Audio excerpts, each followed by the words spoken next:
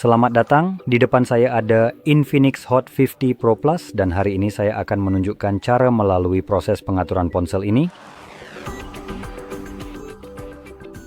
Untuk memulai, ketika Anda menyalakannya untuk pertama kali, Anda akan disajikan dengan layar yang sama seperti yang saya lihat di sini, dan Anda hanya perlu mencari bahasa yang Anda inginkan dari daftar. Untuk saya, sudah terpilih bahasa Inggris yang memang ingin saya gunakan. Dan setelah Anda memilih bahasa, klik berikutnya. Lalu pilih negara Anda. Sekarang, langkah ini sebenarnya tidak terlalu penting sejauh yang saya tahu, tidak terlalu banyak yang berubah. Di sana saya sudah memasukkan semuanya.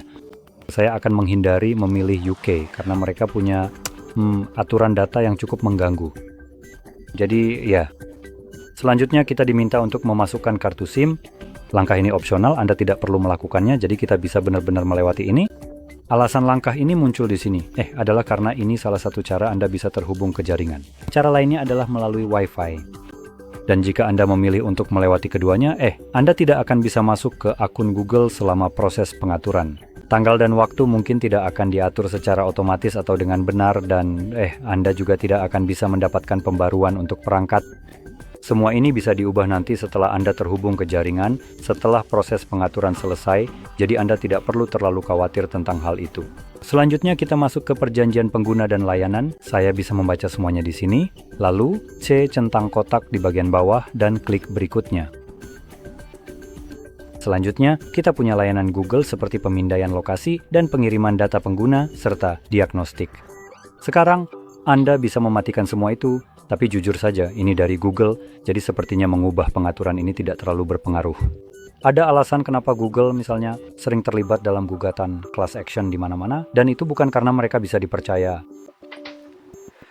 Lanjut ke halaman berikutnya, kita punya metode membuka kunci, dan di sini ada 3 cara berbeda untuk membuka perangkat kita. Kita punya sidik jari, pengenalan wajah, dan PIN, pola, atau kata sandi yang terletak di bawah opsi kata sandi itu sendiri.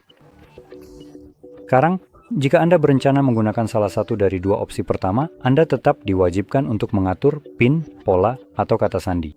2 opsi pertama adalah biometrik, dan biometrik tidak selalu 100% dapat diandalkan. Jadi, ketika kedua metode itu gagal membuka perangkat, Anda akan tetap bisa menggunakan misalnya pola. Sekarang saya akan mengaturnya dengan cepat.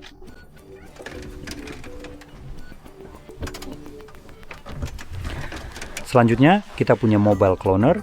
Ini memungkinkan Anda untuk memindahkan semua data dari ponsel lama Anda ke ponsel yang baru ini. Ini adalah aplikasi yang perlu Anda unduh di ponsel lama Anda. Lalu hubungkan kedua ponsel tersebut melalui proses yang akan dijelaskan kepada Anda saat Anda melakukannya. Lalu pilih saja apa yang ingin Anda pindahkan, seperti aplikasi, foto, musik, pesan, kontak, dan sebagainya. Anda bisa memilih semuanya, dan setelah selesai, semuanya akan langsung muncul di sini. Semakin banyak data yang Anda transfer, semakin lama prosesnya, jadi harap diperhatikan.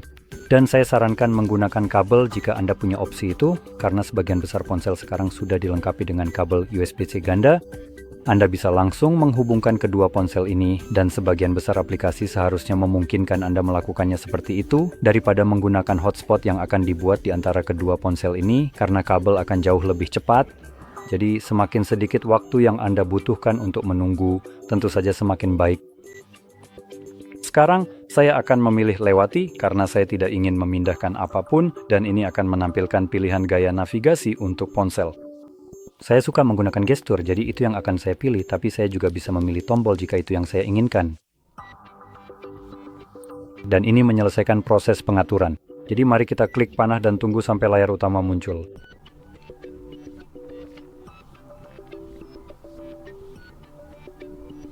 Dan selesai.